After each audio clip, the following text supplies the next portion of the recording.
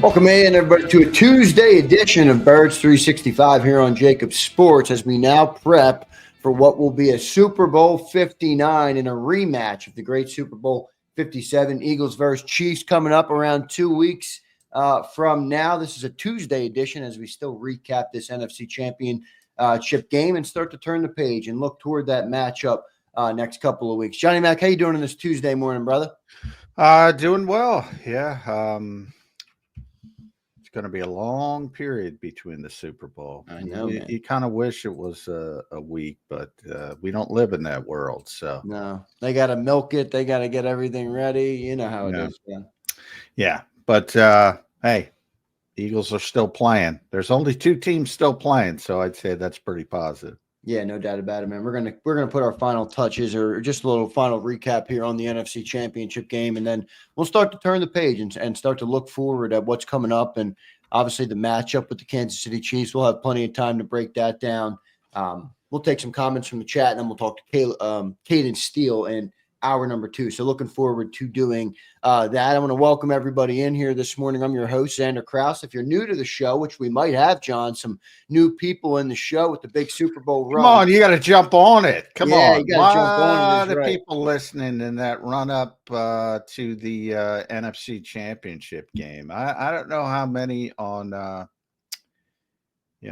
podcast and all that kind of stuff. We don't give those people enough love, but a lot of people watching, listening to the show. So yeah, no doubt thank them for that. Yeah, our best season ever of Birds 365 here on the show. So we appreciate each and every one of you guys. I'm your host, Zander Krause. Give me a follow on X at RealZander. Be sure to connect with me over there. I love connecting with the great people of JAKIB Nation. And that's my co-host, John McMullen, the #1 Eagles beat reporter in town. And the people who come to Birds 365 are the most educated football fans because of listening to Johnny Mac. So good stuff there. John, we're now closer to 48 hours removed from this game. We're going to get into some other topics today, but I did want to give you a chance now that the dust has settled. The overreaction Monday is over and beyond us. 55-23 is what the history books will read on that football game. Just your kind of final thoughts on where this football team is now as we're, a little bit over a week out from the Super Bowl. And I believe they just played their best football, John. Yeah, I mean, that's always the goal. You want to play your best football in the playoffs, and they played their best game of the season. So that's a good place to be in. A lot of confidence from this team right now. 55 points, NFL record for a championship game. So, there's not a lot to complain about that. I wrote about stealing souls. They seem to steal souls in NFC Championship games, whether it was the Chris Long hit on Case Keenum back in 2018 or the Hassan Reddick hit on Brock Purdy in 2023. And now you have the Saquon Barkley 60-yard touchdown tone setter, first offensive play in 2025. It's rare where you can point to one moment in a football game and said you stole the soul of the opposition. Every single time they've been able to do that in the NFC Championship game. So my advice to the rest of the NFC is to try to keep that damn game out of Philadelphia because you're not going to win it here. It's so true, man. And you talked about that going up to the game. And, I kind of had the Nick Sirianni approach, John, where I'm like, well, what does 2017 have to do with this year? What does 22 have to do with this year? And we really beat up on that team, man. They're gonna be thinking of it. It's one thing to have a great season like the Commanders did and feel good about it. It's another thing to go out like that, John. They're gonna be thinking about that. I heard that all leading up to the game. I hate that term, playing with house money. You don't want to come in with that mentality. I don't know if they did. I'm not. Well, you heard the I guess you didn't. You were at the game. Actually, the broadcast started with a comment about that. It drives me nuts. I mean, well, Brady said that Dan Quinn was saying to the team, "We're not playing with house money. This isn't house money. We're going to win the football." Good. Because I mean, didn't quite work. You're in that position. It's really difficult to be there. There's a lot of good teams, and obviously Kansas City and Philadelphia, and they've been there as consistently, with Kansas City as you can. And certainly this is the best run, I would say, of Eagles football in the modern era.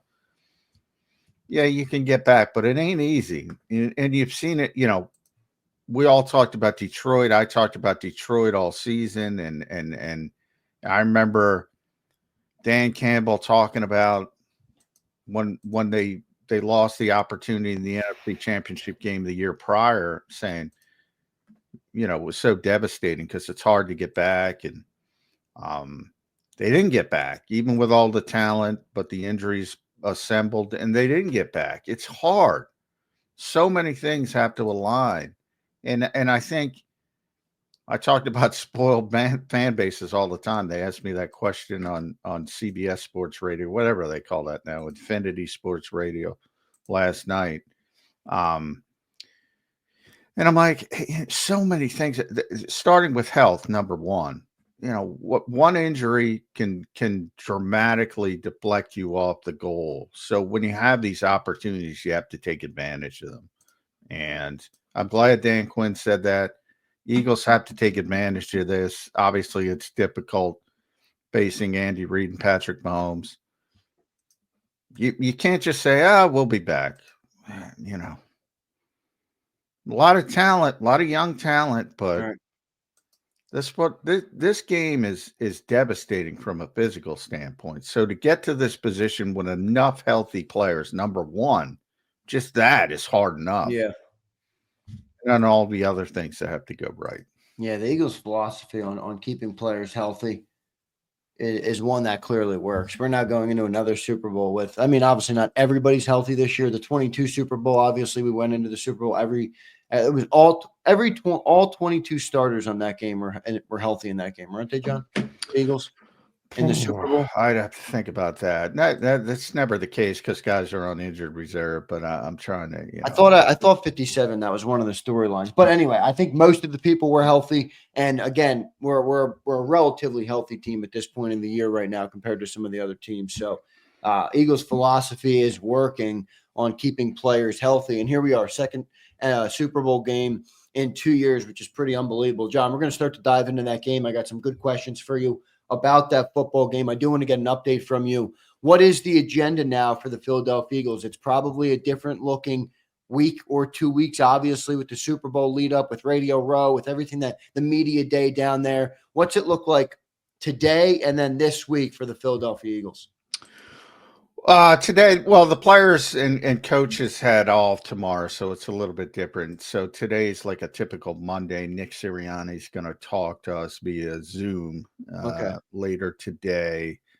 My guess, and we don't have the schedule, they haven't put out the schedule. My guess is the coordinators are going to talk tomorrow, so everything pushed back a day. Then they're going to have a couple practices and then shut everything down for the trip to New Orleans. So, little bit of a lighter week, obviously. Just talked about, you want to keep everybody fresh this time of year. But, Sunday is when they leave for New Orleans. Sunday or Monday, actually. They haven't made it clear on who's arriving where, just that there's always a photo opportunity for photographers at the airport arrivals. Right. And those details are still to be concerned, but Sunday, Monday, if it were up to the Eagles, they'll go down Monday. I guarantee you that, but we'll see. Sunday or Monday. Monday night is the media day, which is the goofy sort of, you see the people dressed up and asking the stupid questions and all that kind of stuff. And then, the big days from a media standpoint are Tuesday, Wednesday, Thursday, when the players are and the coaches are available. And obviously, then you get into, you got to practice during the week and all the game prep. But yeah, a lot of hoopla. It's a lot of hoopla, man. We're based on what you just said, where is the freaking time to practice for these guys? But it's a lot of stuff dealing with it. And that's kind of why, John, I felt, I understand your point of every team is different. There's so many new players this year compared to 22, but I do feel like there is an advantage for Jalen and Nick and being the leaders of the team, having been to the Super Bowl in 22, because you learn some of that stuff. I mean, let's be real. This is so much more than just a game when you get to this point. You're no longer just having a regular week prep. It's not all the same thing. It's not at your home field where your wife and your family and your kids and everybody are used to going. There's a lot of stuff that goes into it. And I think the Eagles, I think at least some of the players in the Eagles and specifically the leaders of the Eagles have that advantage because they were there in 22, and maybe that helps them focus a little bit or at least prioritize what's important before the game. Yeah, I think, well, both these teams obviously have a tremendous experience doing this kind of stuff. The Chiefs even more. So I certainly don't think that's going to be an advantage, but it helps that it's not the Eagles' first rodeo as well. Right. Not an advantage, but not as much of a disadvantage. Maybe. Yeah. But there's always, even with the Chiefs, they have new players that have never done it before. Right. I always talk about that turnover in the NFL. But the core group has been through it for them a lot.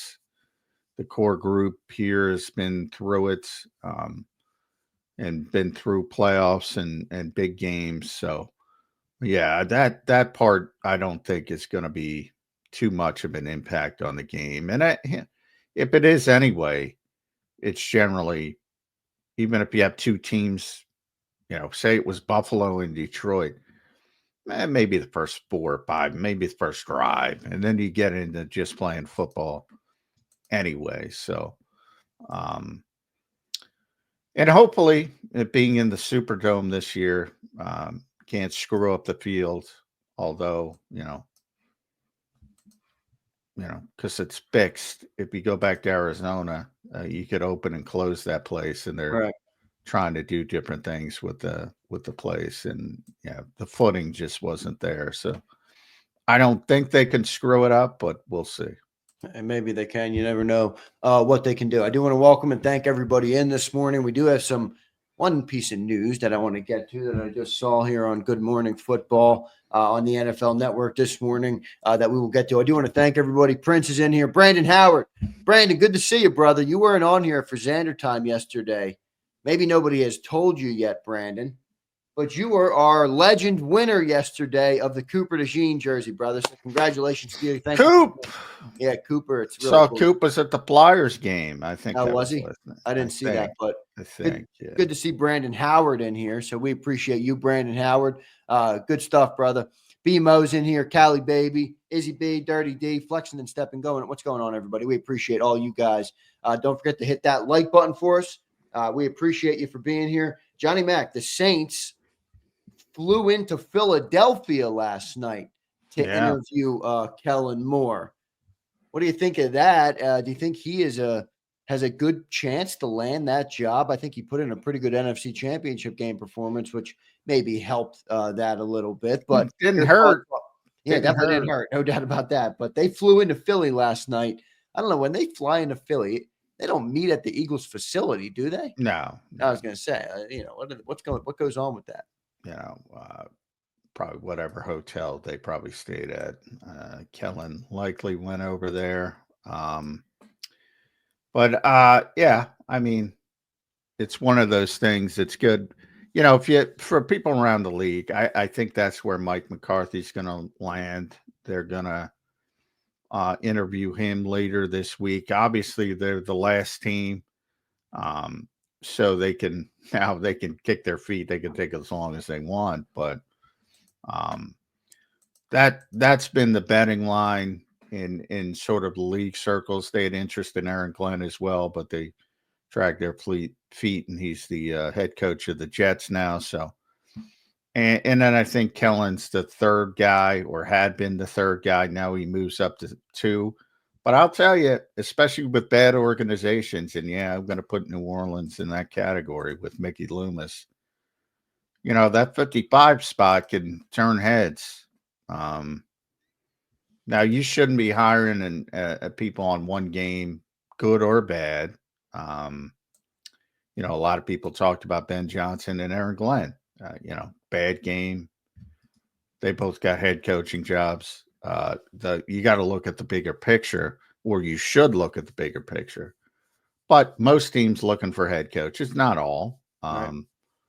are not very good, and they don't have great organizations, especially the ones that have tremendous turnover very quickly, and they tend to make rash decisions. So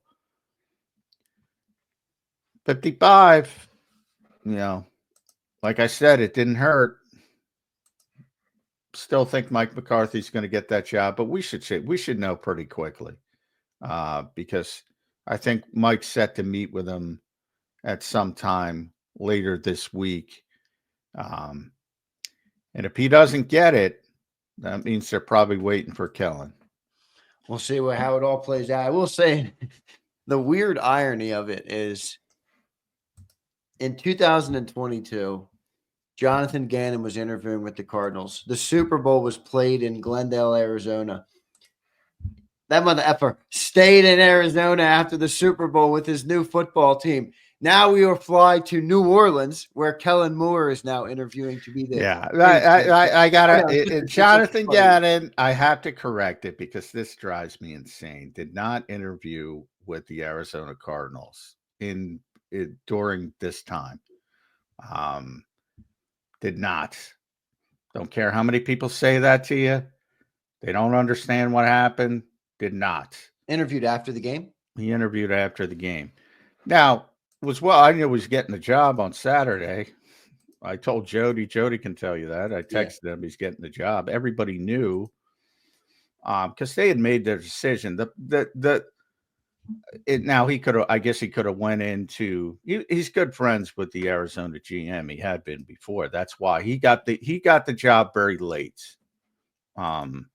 The GM job very late in the process. So the rules of the NFL are that you can have a second interview if you win the NFC Championship game in between the Super Bowl, the off week of the Super Bowl, right, as Kellen Moore is doing, because they already interviewed him virtually. So this is his second interview with the Saints. Shane Steichen interviewed with the Indianapolis Colts in the lead up to the Super Bowl. Because at the same time that Kellen did this year? Yes, in the off week, because he already had a first interview and he was doing a second interview. Right. Jonathan didn't have the first interview. So that's the problem. That's where Arizona got in trouble.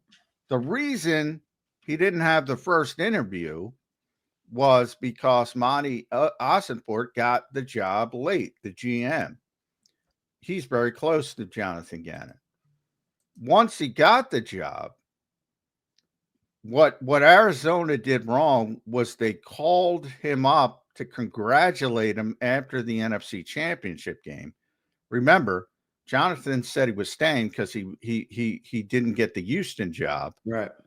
And he thought he was staying. And the Eagles thought he was staying. And Monty called him up to congratulate him and said, "Hey, would you have some interest in the Arizona job?" Not allowed to do that. That was why they were penalized. He was not, at that point of the process, he would have to have waited till after the Super Bowl. But he made that phone call. And the only thing the Eagles were upset about is they were not made aware. And because of that, they would have tried to lock down Vic Fangio. Because of that, Vic left for Miami. And Vic's a stand-up guy. He's not going back on his word. So it wasn't like he was going to Liam Cohen the Dolphins once he agreed to go. Yeah, right. So anyway, that's exactly what happened. He never interviewed in the lead up to the Super Bowl for all the morons. So he never had a face-to-face interview, because I remember he got that job pretty. No, he had a face-to-face interview after the Super Bowl. Yeah, after the Super Bowl. That's what I meant. But it seems like it seems like, I mean, if you knew Saturday, then they knew they were going to hire him. Yeah, I mean, unless he went in and said, "F you, Monty Ossenfort," he was getting the job. I mean, it's just a formality. And contract, obviously, you got to work out the contract. But, it's a first-time head coach. That wasn't going to be a problem. So, but, man, there's so much misinformation about that. Yeah, And well, to be fair, the reporting wasn't super clear at the time about it, right? I mean, it was. well, it's been clear since. I mean, Yeah, but you know how that goes, John. I mean, once the narrative is the narrative, brother, you spend years trying to correct that sucker for. yeah, I'm Yeah, I mean, spending that's years. how it goes, John. I mean, that's why I'm fake spending news years. is a thing. I Well, mean, come on. I don't know of anybody with any repute that knew what was going on. Said Jonathan Gannon interviewed with the Arizona. I don't think you can find that anywhere, to be honest. In the lead up to the Super Bowl, Right. I don't think anybody reported that. And if they did, please point it out because they were wrong and I never saw it. So I kind of, yeah, I mean, there's a lot of people assuming and just say it because they wanted to have the excuse and the scapegoat for the Super Bowl. And I always thought it was so ironic because Shane actually did interview.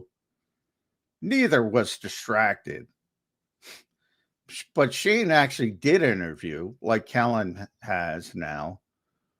Jonathan didn't. But you know, people want that excuse. Now the excuse is already, oh, it's Mahomes, it's they're going to get all the calls. People want that excuse in case things go wrong. My mentality is go win the game. Jonathan Gannon is one of the most competitive people in the world. He's never won a Super Bowl. You really think he didn't want to win a fucking Super Bowl? I mean, Do you think it had any effect on the Super Bowl? Yes or no? no, zero, less than zero. All right, so you do not believe this will be an issue either for the Super Bowl? No, Okay. less than zero. All right, Now, so Kellen Moore, though. Go ahead. Yeah, no. This happens no. I mean, they had a day off yesterday. Yeah, no, I'm not saying that it is. I'm just generally asking for your opinion because you know how what people will go, John. And the idea on the show is to correct narratives that go around, whether they're right or wrong. And many of those These guys, narratives will Kellen exist. Moore, same thing. Kellen Moore has never won a Super Bowl.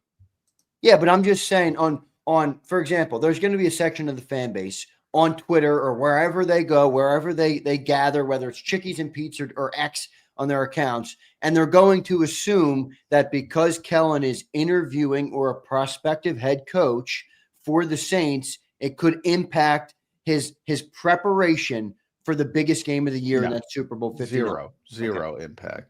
Can I go less than zero? Yeah, you can if you'd like, because I think people will look.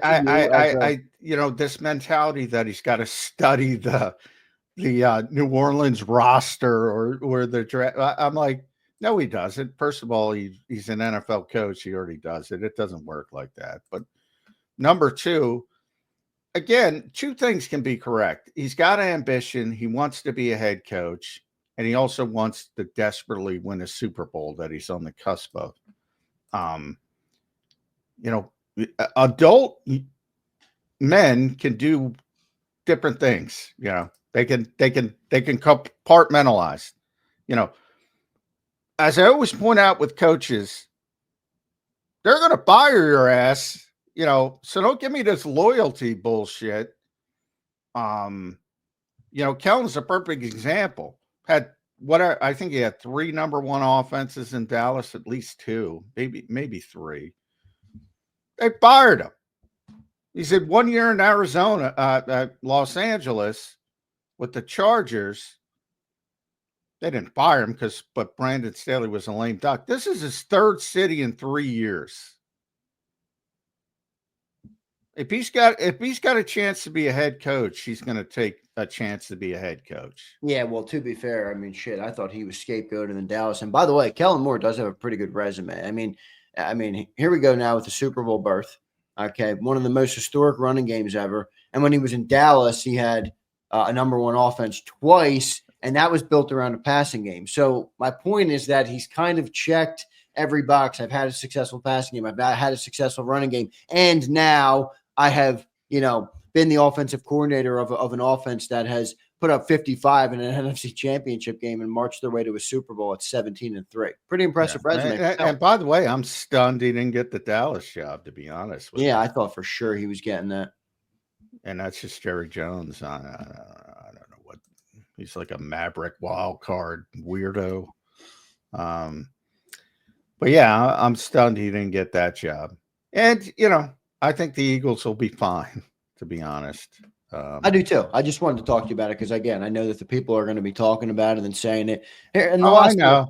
say, I know I'm fighting a losing battle I there don't a think you're little fighting bit. a losing battle. I honestly think that you're giving the great people who view this show a different perspective on this than the common narrative that goes around that, okay, if he takes an interview, it's going to cost you the Super Bowl, which is just not the case. But we appreciate, John, your breakdown of that. The last thing I'll say about this, and I'll get your perspective on this.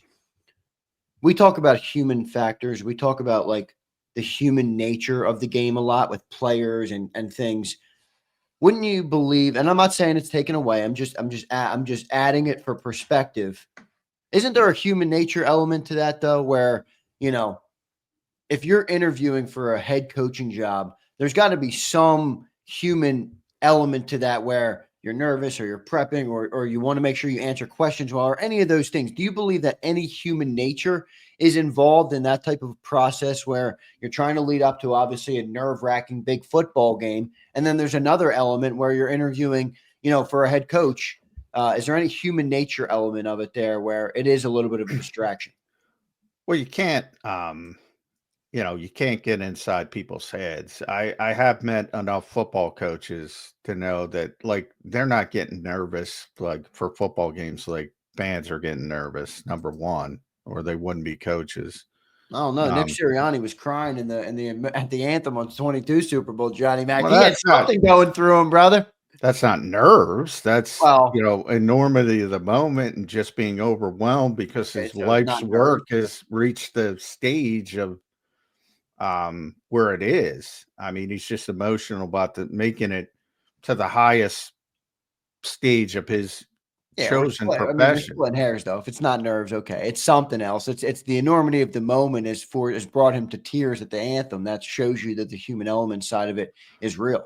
Well, yeah, and but I'm speaking specifically of nerves. They don't have nerves generally. If they do have nerves, they're not coaching at that level. Um, so I would say that the same thing with interviews. I mean, and Nick has explained this multiple times. He explained it this year again. If you have ambition, and most people get into this with ambition to be, certainly younger coaches. There are guys like Vic Fangio at 66 says, I already did it. I'm done. I don't want to do it again. Yeah, right. So there's always different stages of life, but Kellen's 36 years old. He's already interviewed in the past. He interviewed for the Eagles job way back in 2021. Yeah, He's getting interviews every year. He's used to this. Nick, you don't just wake up one day and somebody calls up and your agent has been prepping you for this. The famous Andy Reid story.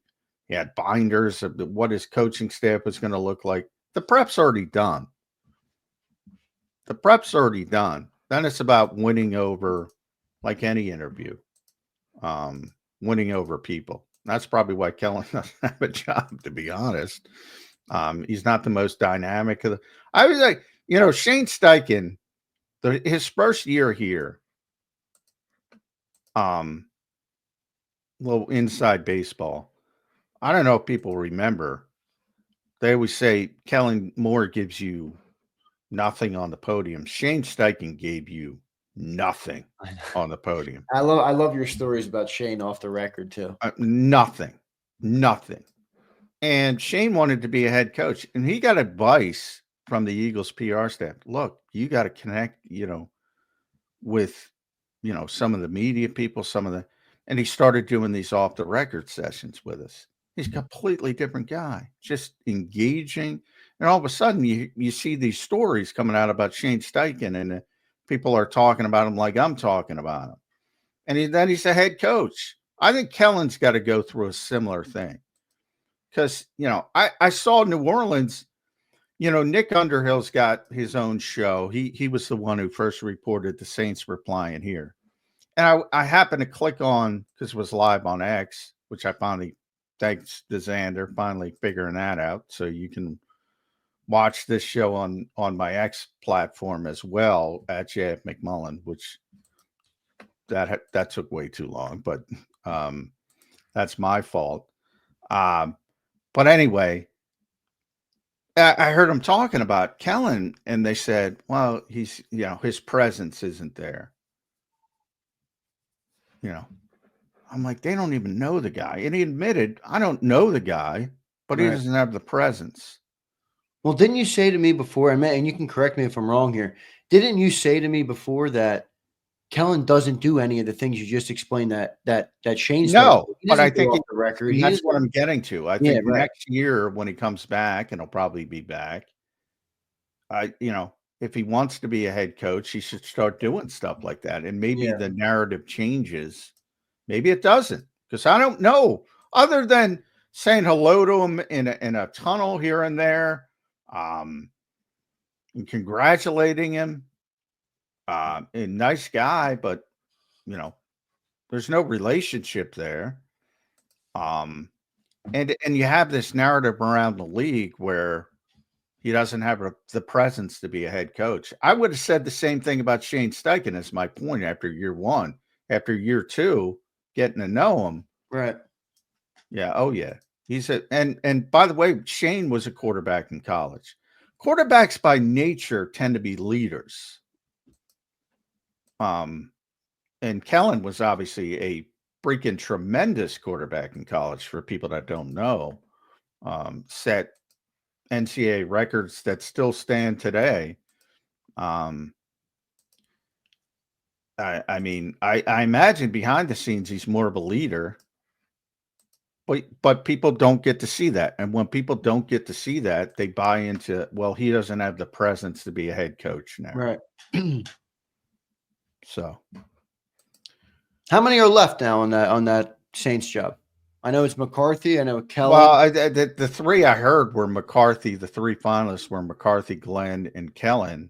And Glenn's with the Jets, and Kellen interviewed last night, and Mike's interviewing. I haven't heard anybody else, so it should be between Kellen. We're close. We'll see. We'll see if it's Kellen or Mike McCarthy. We'll see if it's Kellen. And you can always wait. Like, they're last. Everybody else is done. So they can do what the Eagles did. The Eagles were like, for people that don't know, in 2021, Josh McDaniels was this close to getting this job. And you can thank Jeffrey Lurie for turning in a different direction. And the Eagles were, behind the eight ball because they fired Doug Peterson late, and Brandon Staley wouldn't interview with him. It's funny. The hot candidates were Brandon Staley, Arthur Smith, and Robert Saleh. And the Eagles wanted to interview them all. Brandon Staley said no. Saleh and Smith did, but they were already long down the road. Saleh was getting the Jets job, so he just did it as a courtesy. And Smith was getting where did he go? Titans? No, he was the Titans offense. What Arthur Smith? What?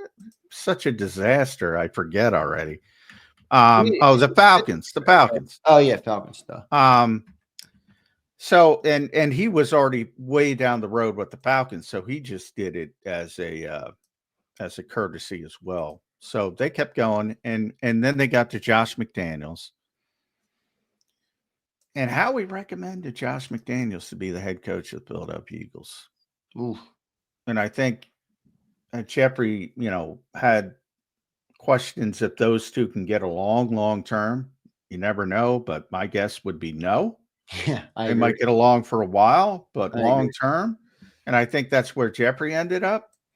Can't say 100%, but he said, let's keep interviewing people. And they just kept going, and they interviewed Nick Sirianni, and he won them over with his personality. So turned out to be a pretty damn good hire, man. He's on 2 Super Bowls now in 4 years as a head coach, the second in the last 3 years, and a damn good winning record. So we'll see how it all plays out. Good stuff there, Johnny Mack. John, I want to turn the page now and start to look ahead a little bit at this Super Bowl game. I think we've recapped up pretty well the NFC Championship game. Obviously, a pretty historic performance by the Philadelphia Eagles. Very well done. Jalen Hurts, great game. Great game all around for the team. Defense, obviously, great game again. As we start to turn the page, John, and look to that Super Bowl, just the first couple of matchups, the first couple of key storylines that come into your head about that game. Because I will say there's a lot of good ones, man. And my favorite one, John, is one I think you'll love too. Andy Reid versus Vic Fangio. I think that's the best story, one of the best storylines. Yeah. How do you see it, man, going into this game? Just early look at some of the storylines that stick out to you in the Super Bowl 59. Well, there's, obviously Patrick Mahomes and Andy Reid lead the list. But, Reid, I know Jeff Kerr crushed everyone with Vic's career record against Patrick Mahomes yesterday, which is not good. But nobody's career record against Patrick Mahomes is good. And I think Vic has never won against Patrick Mahomes. But again, these are why.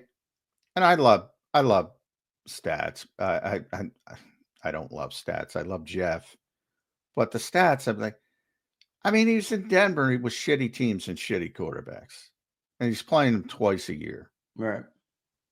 Why is that relevant? Well, is it relevant just from the perspective of you've seen it and you've played it, even if you weren't successful against it, you have experience against it?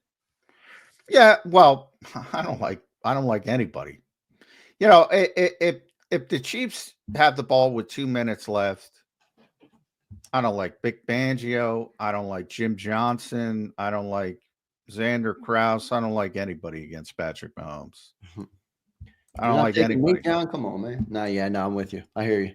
Good offense beats good defense. It's the way the NFL has made it. That's the way they want it. That's the way they made it. And this is one of the great quarterbacks of all time, who doesn't seem to be shaken by any kind of stage. I don't think you're stealing his soul. It's tough. You don't want to be in that position. But look, I've said it a lot. And there's, to me, the bigger thing is going to be Spags versus Vic, because I think to fans and a lot of media people, they're going to immediately go to Spags. And I think people inside the NFL would tell you Vic. But I think that's going to be the more interesting thing. And Andy's great. Vic's great. That's strength versus strength. And that's why this is going to be a compelling, interesting game. Because, I'll say this. I'll say it this way. Andy's going to give Vic more trouble than most people, and Vic's going to give Andy more trouble than most people. And that's what you want. It's a good way to put it. Yeah. So that's what you want. It's a big reason why both these teams are here. We'll see how it all plays out. Good stuff there, Johnny Mac. We're going to talk to Caden Steele coming up here in hour number 2. So we'll do that in just a little bit. We'll get to our first commercial break now. I want to thank everybody for being here. I got 3 super chats to read, so I will get to them now. But again, all you guys in the chat, we've had great crowds all week long. So big thanks to everybody for being here and for supporting the show. Don't forget to hit that like button and stick around after the show. We'll do a few more giveaways today. I'll be doing giveaways basically all week, all 2 weeks leading up to the Super Bowl. And the update on Johnny Mac is Johnny Mac will be flying out to New Orleans on Wednesday of next week, Johnny Mac. So you will be in the building out in New Orleans, brother. Johnny Mac on Bourbon Street, baby. Let's go, Johnny Mac. Not the first time Johnny Mac on Bourbon Street. Johnny Mac will be ripping Bourbon Street. Don't be fooled. He'll tell you he's not going. Johnny Mac will too much work. Too much work on people don't understand how much work the Super Bowl is. I know it is. We spend our entire week in the media center and at different hotels. interviewing players and coaches. But yeah, I wish maybe Saturday nights before the game, maybe we'll go out to dinner. That's about it. That's about it. Good stuff there from Johnny Mac. So Johnny Mac will go down there next week. So should be good stuff. I'm trying to see if Big Z can go down there too. Trying to work it all out now, but I'll keep you guys all posted on that. Nate the God checks in. J Mac Izzle. I love when he calls you that. Did you notice the RPO was back in full effect? He says. Nate, thank you, brother.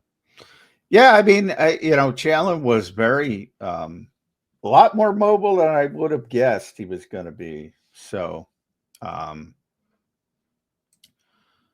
it's a big part of the offense when it's we talk about that +1 factor all the time. So when that's cooking, it's certainly better for the Eagles. It's really difficult to deal with.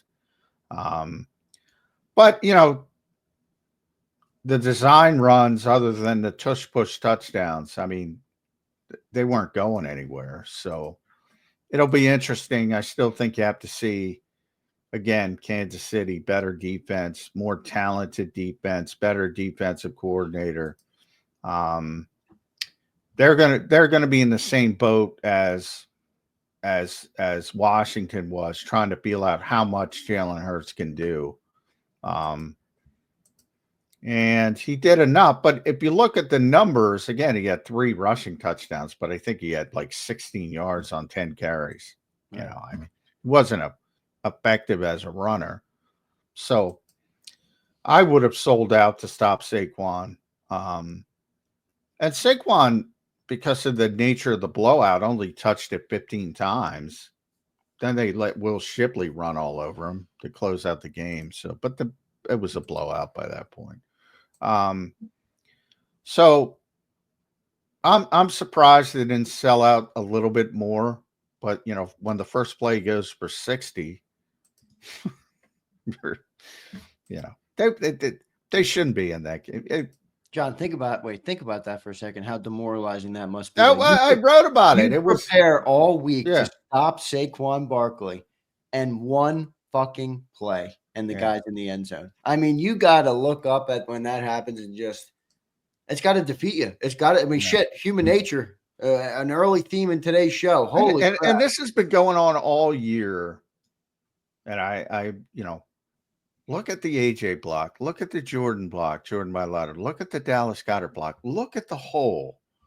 And then, like I said, the difference between Saquon and Miles and DeAndre is that's probably a 25-yard gain for Miles and DeAndre, but it's still a 25-yard gain, but like that's nothing. But then he does the spin move and breaks 3 tackles and takes it 60. That's the difference. That's a 25-yard gain with Will Shipley. That's how massive that hole was. And that's the first offensive play of the game. Yeah, I'm happy you said that because I did point out yesterday on the National Football Show in my segment in the afternoon, I said, I'm not taking away from Saquon Barkley, so don't take it that way. But who else had a big ass run in that game? It was Will freaking Shipley, who didn't make it to the end zone, but again, just a masterclass performance by the offensive line. And I think it's really Jeff Stoutland, who's the run game coordinator, who just creates these perfect runs, man. I mean, Will Shipley, poor Will Shipley, John, he ran out of gas, man. That was, oh, man. I was. Well, yeah, Saquon's not running out of gas. No, he's not running out of gas. No way. But that hole, and Baldy put it up. It's just massive. Massive. I'll retweet it again if I can find it, but he didn't get touched until he was about 25 yards down the field. Didn't even get touched. So, I mean, that's pretty good. Pretty good stuff here. By the way, I wanted to ask Jason, thanks for the super, because I meant to ask John about this, and I have maybe a little bit of a controversial take here about this. Jason A-Team checks in. What do you think of BG coming back rumors? John, I'll let you answer first. Your thoughts. Yeah, I mean, he wants to come back. I've talked to him numerous times, obviously, but that's an injury that needs a certain time to heal. That's that's a doctor decision. Now, what I could see happening is the Eagles start his practice window. Doesn't hurt. You get 21 days. This is the last game of the season. I could even see him putting him on the roster, as deference to him. Can I see him playing significant snaps? No, not at all. I'm with you. And when I said I might have a controversial take, I love Brandon Graham, but I don't know if Vic Fangio, even if he is available, would go to him much, because it really seems like Vic Fangio likes this 3-guy rotation. I mean, for whatever. Well, I don't even think about that. Bryce Huff is literally at the point where they don't even try. They don't even try. Did you see the video? I think it was Jimmy Kempski from Philly Voice put up a video of Vic Fangio walking off. He was like, first guy off the field before, during the celebrations is Vic Fangio. And as Vic Fangio is walking in, you can see Bryce Huff sprinting by him to the locker room. I'm like, dude, this guy wants no part of this team. It's weird. From the outside, that's what it looks like. Hey, Bryce got what did he get? 12 snaps. 10 snaps in the end of the game. 12 snaps, yeah, end of the game. Blowout. That's the only reason. But no, I mean, Brandon, I think people, Brandon, he would use Brandon. He loves Brandon. He loves him. Yeah, I'm not saying he doesn't like him. I just feel like he's in rhythm right now with this. No, if he were healthy completely, how he would use him. Okay. But he's a great player. He was having a great season. Big loves him. But again, I don't think it's sort of like a torn ACL in the fact that, like a lot of guys feel fine about 6 months after torn ACL, and they think they can play, but it needs a certain time to heal properly. Just needs time. And this is a torn tricep, similar thing. This is pushing it, and you can imagine. Like Brandon feels fine, so from his perspective, but then you go out there and start pushing on 300-pound offensive linemen. They're pushing back. So that is a decision completely up to the doctors. And if they say he can go, the Eagles will welcome him back, not only because of the player he was, but the season he was having. And he will play, and he will take snaps away from Jalix Hunt, not Nolan Smith, Jalix Hunt. Right. But, I find it very hard to believe that the doctors are going to say, yeah, he's 100%. He's ready to go. But we'll see. I agree. The triceps is an interesting injury. We'll see if BG is back and ready to go. I would love to see him in gear on the sideline. That would be great, just because obviously, John, I know you're not a fan of the team, but BG is obviously a guy that has I'm a fan of BG. Yeah, well, BG. I mean, of the team, though. I mean, he's, fans love him, and I know why. He's a great human being. He's one of the few players I've spoken with many times behind the scenes, off the air. He's awesome. Dirty Air checks in. Point blank, all coaching and hiring should take place after the Super Bowl for all teams, just like players. It's an uphill battle there, Dirty Air. Not going to happen, bro. And what did Jeff Kerr say? And if what did he say? My aunt had. If my aunt had balls, she'd be my uncle. That was an iconic line from Jeff Kerr, man. There we go. That's the rule. The Eagles, it's how the NFL is set up. Every single team that had a coaching opening already has a coach, except for the Saints. Every single one of them. Teams that are not playing don't give a shit about the teams that are playing. Right. And they want to move forward with their business. And that's not changing. It's not changing. And believe me, when the Eagles aren't good, you wouldn't want to sit around for coaches until after the Super Bowl. So, it's not the Eagles. It's everybody. Everybody plays under the same rules. As long as everybody plays under the same rules, there's no issue. Yeah. I don't disagree with your premise, Dirty Air, that it's not an ideal situation. The only problem with it is there is no fix, because John, you know how it is in the behind the scenes in the NFL world, man. These coaches get hired and they are immediately working all day long. Prep for the draft, prep for the next season, prep for this. Prep. Guess what? Guess what's going on also this week, guys? Nobody cares in Philadelphia. The Senior Bowl. Yeah. Howie sending out a crew to that, or do you think Howie will be there? No, Howie won't be there. Howie won't. Yeah, right? they'll have people there. Yeah, he'll send out people. Yeah, they'll always have. But obviously, when you go this deep, you remember what happened. Your off season is shortened. You don't have enough. You don't have as much time to do the other stuff. But you'd rather be in this position than going to the Senior Bowl and trekking everybody down to the Senior Bowl. You'd rather be playing, but there are things. The rest of the NFL is on to their off-season business, and that includes coaching hires, Senior Bowl prep, draft prep, and the Eagles, they got bigger things to deal with, and the Chiefs have bigger things to deal with. And I'd rather be the Eagles, where people want my coaches, than some shit organization like the New Orleans Saints that has to fly into Philadelphia to talk to your coordinators, put up 55 points. Help put up 55 points. I don't know why people get so upset by this. How we explained it in the offseason. Either way, you're losing coaches. If you're really good, you're losing coaches. If you're really bad and you don't reach expectations, you don't even have to be really bad. You're losing coaches.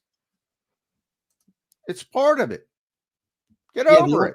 The only fix at this point is if you wanted to go down the play calling head coach route. And I really, John, I think you've been proven right. I mean, though there was four coaches left, and all of them I think were CEO coaches. You had Quinn and Sirianni, and then you had Andy Reid and Sean McDermott. I mean, you know what I mean? Andy Reid's the only play caller left. Now he's ultimately the most successful, but I kind of put him in rarefied air, and everybody else is in their own bracket or their own category. And Andy often, you don't even know. Andy hands off. Yeah, right. So true.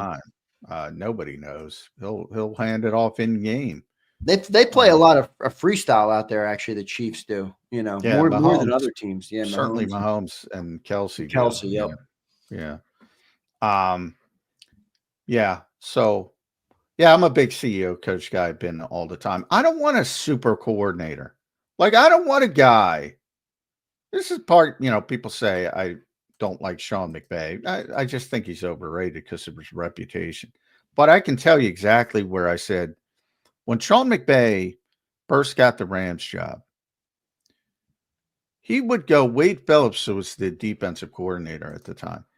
When the defense was on the field, he would turn his back. He would go talk to the court. He wouldn't even watch the game. I'm like, I don't want that from my head coach. Right. You're just, you have an offensive head coach, you have an offensive coach and a defensive head coach, and you just designate one as more power. I don't want that. Because, again, it's a leadership position more than a scheme position. Yeah, and I'm with you on the I'm with you on all that. Obviously, that Liam Cohen will be interesting to see how he plays out, because I think he fumbled the first bit of leadership he needed to show in taking a new job. But I digress on that. All right, everybody, we appreciate it. We got a great crowd in here. We're going to talk to Caden Steele in hour number 2. I'll get to our first commercial break now. Thanks, everybody, for the super chats and for checking in here on the show today. Make sure you guys stick around after. I'll be doing some giveaways again on Zander time. All right, we'll update yesterday's giveaways. I sent out a bunch more giveaways yesterday, a few more to send out today, and I'll give you guys the updates on all of that. John, I don't think there's any other channel that's giving away 50 Eagles jerseys this year and counting. So wow. Make sure you guys how many? 50? We're up to 50. John, I might be more than that. I have a list, and it's my secondary job, John, is sending out giveaways when I get off Birds 365. I got a list of names, a list of addresses, a list of places I'm sending the shit. People want different sizes. I'm like, oh my goodness, mama me. But no, it's fun. So good stuff. We appreciate all you guys. Let's get to our commercial break. Before I do that, I want to tell you guys about the great people at BetUS. I've been showing you all season who's betting on the big game, everybody. YouTube 150 is your promo code, and it gives you a 150% sign-up bonus on your very first deposit. and you get 125% on your second and third deposit, all up to $2,000. So deposit less and bet with more at BetUS. Go to betus.com.pa. That's betus.com.pa. They have the fastest payouts in the industry, 24/7 customer support, and they'll even give you your own custom account manager. So big thanks to them for sponsoring the show today and all year long, the 2-hour show today. And we'll be back in 3 minutes, everybody, on Birds 365.